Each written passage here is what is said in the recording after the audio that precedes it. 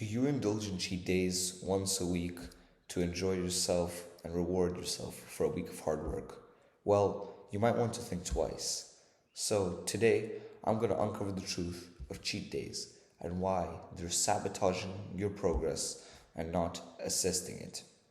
Join me as I explore a healthier approach to indulgence in your favorite foods that won't derail your progress towards your fitness goals.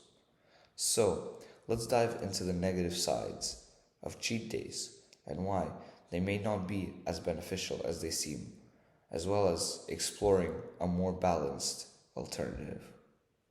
So, based on my own experiences with having cheat days, I've learned that when I have a cheat day, it can very often offset a week of hard work. Also, after I have a cheat day, I'm more likely to cheat on my diet again because I want to go back to that level of dopamine. And when I indulge in excessive treats and uh, junk food, it also can have a downside for my personal self esteem for that day or even for the coming days. And I'm going to dive deeper into each one of these topics and a few more on how you can go from having cheat days to having a better approach. So, the first downside of cheat days is how it offsets progress. So, indulging in a cheat day can undo a week's worth of progress, just like that, easily. Here's why. The excess calories consumed during a cheat day can often exceed the deficit that you are in for the week. So let's say that your daily deficit is 250 calories, and let's just say that your maintenance is 2500. So for 6 days of the week, you're eating 2250 calories just consistently, right? And you've dropped 1500 calories. But let's say that on your cheat day, you eat 4000. Well, when you balance them out, it turns out that you've really have been eating an average of 2500, which is your maintenance. So you won't lose any weight. And that one cheat day can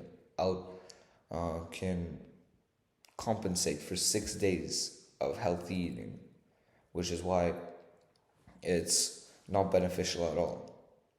So there's potential to even gain weight in the same way, and you can have setbacks in your fitness goals due to the high caloric foods that you consume in cheat days.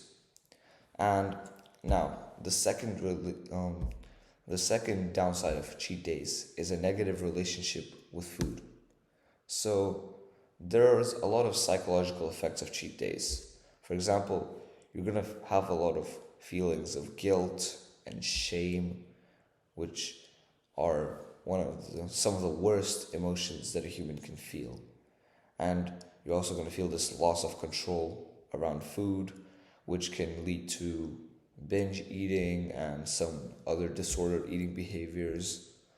And there's this importance of fostering a balanced and sustainable approach to nutrition where you're not on a restrictive and binging cycle.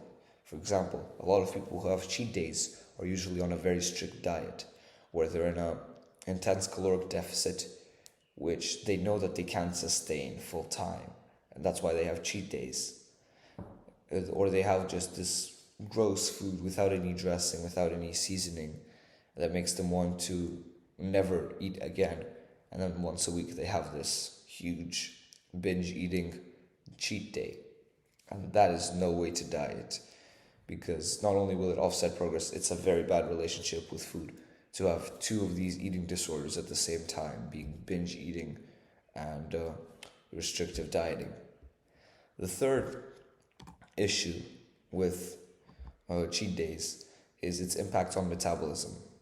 So there's a potential impact of cheat days on your metabolic rate and your hormone regulation. And what does this mean? Well, excessive calorie consumption followed by excessive calorie restriction can disrupt digestion and metabolic processes and hinder weight loss efforts. because like your maintenance of calories can go up after you eat that much, and then it won't be as easy to lose weight. So there's this concept of metabolic adaptation, and it might play a role in the effectiveness of cheat days for long-term weight management. So this is the balanced approach: cheat meals or cheat days. Cheat meals, okay, let's talk about them. The concept of cheat meals is a more moderate and controlled approach of indulgence, which can allow for occasional treats without completely derailing and sabotaging your progress. There's a few benefits of incorporating cheat meals strategically, because you satisfy cravings and you boost your metabolism, and you're not really completely slipping off your diet. You don't feel too bad for it because it's just one meal.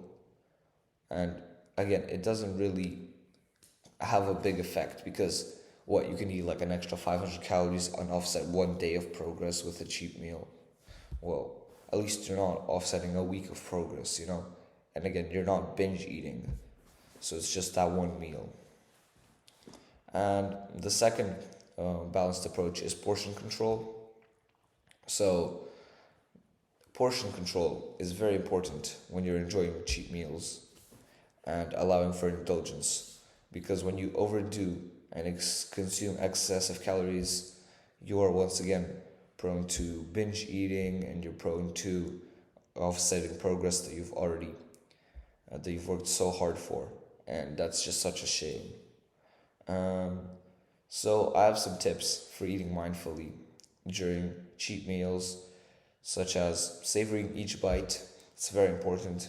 You have to make sure you enjoy each bite so that your cravings are satisfied quicker and you don't have to indulge as much. And eating slowly, and because when you're present with the food, especially, another tip is to not watch anything or be distracted while eating. When you eat slowly, you're more aware of how close you are to being full, and you're more aware of the taste of the food. So you're also more satisfied with the taste and the nutrition of it.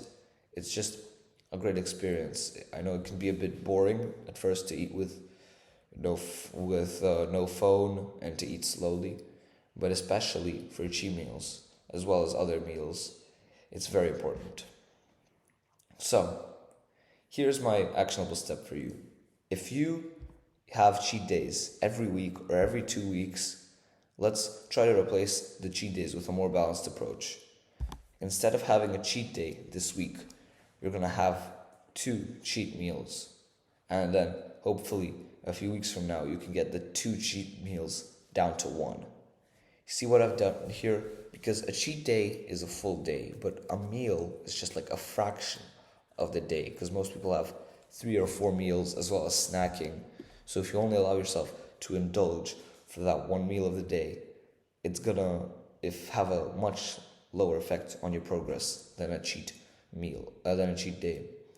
So let's summarize.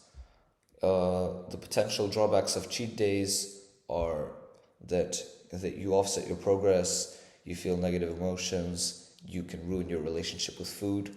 And the benefits of adopting cheat meals are that you don't offset your progress as much, you don't develop binge eating, and then it's very important to be eating mindfully for overall health and well-being, because of being present and enjoying the food will make you happier. I mean, food is just one of those things that is biologically supposed to make us happy. But nowadays, people are not really enjoying food that much. So reflect on your own eating habits and explore more content on my channel for more insights into achieving a balanced and sustainable approach for nutrition. And that's it for today. Follow my Patreon, like the video, subscribe to the channel, and embrace progress, not perfection. See ya.